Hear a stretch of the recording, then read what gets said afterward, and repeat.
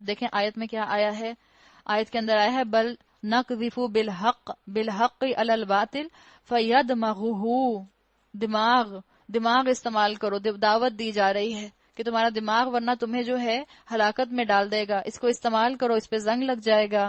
زمین اور آسمانوں میں جو مخلوق بھی ہے اللہ کی ہے۔ ایک بات یاد رکھیں، ہم انسان ایک ٹرائنگل کی طرح ہیں۔ ہمارا ٹرائنگل کیسے بنتا ہے؟ یہ ہمارا جسم، ہمارا دماغ اور ہماری روح۔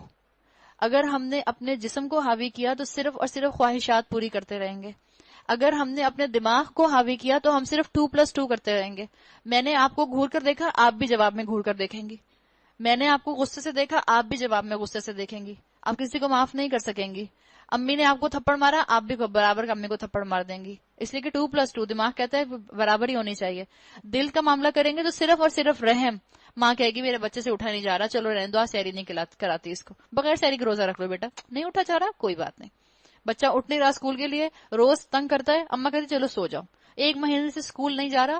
اگر دل کے حوالے کریں گے تو رحم اور رحم سے دنیا نہیں چل سکتی۔ تو ہمیں اصل میں نہ جسم کو فالو کرنا ہے، نہ دماغ کو فالو کرنا ہے، نہ مجھے اور آپ کو اپنے صرف دل کو فالو کرنا ہے، مجھے اور آپ کو اپنی روح کو فالو کرنا ہے۔ یہ روح دل اور دماغ کے اندر بیلنس سکھا دے گی۔